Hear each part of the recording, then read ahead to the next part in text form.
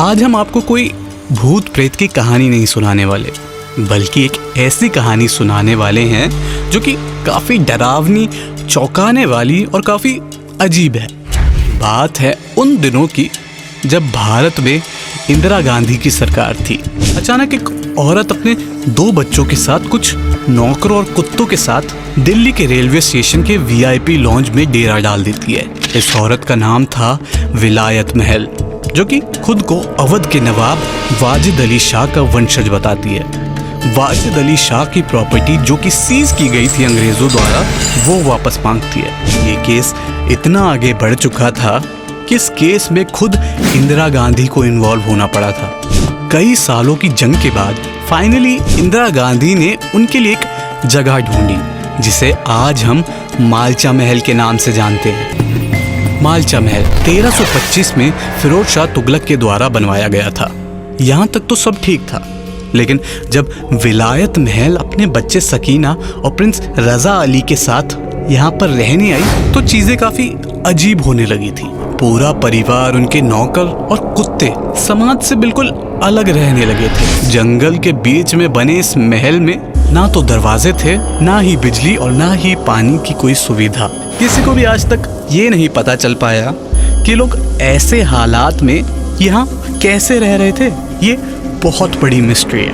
कहते हैं कि 4-5 साल में एक बार कोई इनसे मिलने आता था, उसके अलावा ये कभी किसी को नहीं दिखते थे। उनके शिकारी कुत्तों की वजह से भी घर के अंदर कोई नहीं जाता था। उस समय के नवाब के वंशजों का ये मालचा महल, जिसके अंदर शायद ही कोई बाहर वाला गया हो, आज सभी के लिए खुला हुआ है। कहते हैं कि मालचा महल मिलने के कुछ सालों बाद परिवार के मुखिया यानी विलायत महल ने डिप्रेशन की वजह से कुचले हुए कुछ डायमंड गुटक कर अपनी जान दे दी थी, जिसके कुछ सालों बाद सकीना भी गुजर पड़ी और इस बड़े से जंगल के बीच में बिना बिजली पानी के सिर्फ प्रिंस रजा अली रहता था। धीरे धीरे सभी नौकर काम छोड़कर चले गए और 2017 में प्रिंस रजा अली की भी इसी अकेलेपन में मौत हो जाती है।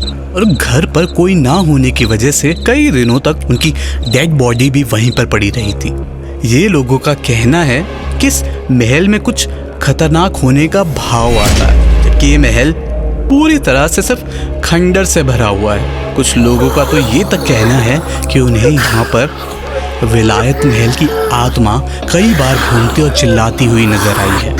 ये सच में आज भी एक रहस्य बना हुआ है कि इतने सालों तक ये लोग इतनी मुश्किल परिस्थितियों में सबसे अलग होकर यहाँ कैसे रह रहे थे।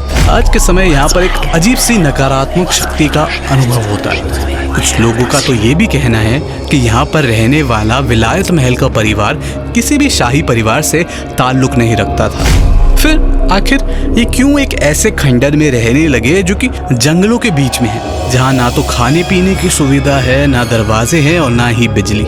इनके कुछ फोटोज, वीडियोस जो मालचा महल से बरामद हुए, उन्हें आप देख सकते हो अपने स्क्रीन पर।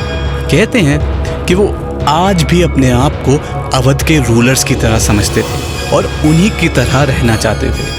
साथ ही ये भी कहते हैं कि उनका परिवार उस जोन से कभी बाहर ही नहीं आ पाया। हालांकि उनका परिवार किसी शाही घराने से ताल्लुक रखता था या नहीं, इसके बारे में तो हम नहीं जानते। लेकिन ये केस अपने आप में ही एक रहस्यमय और यूनिक केस है।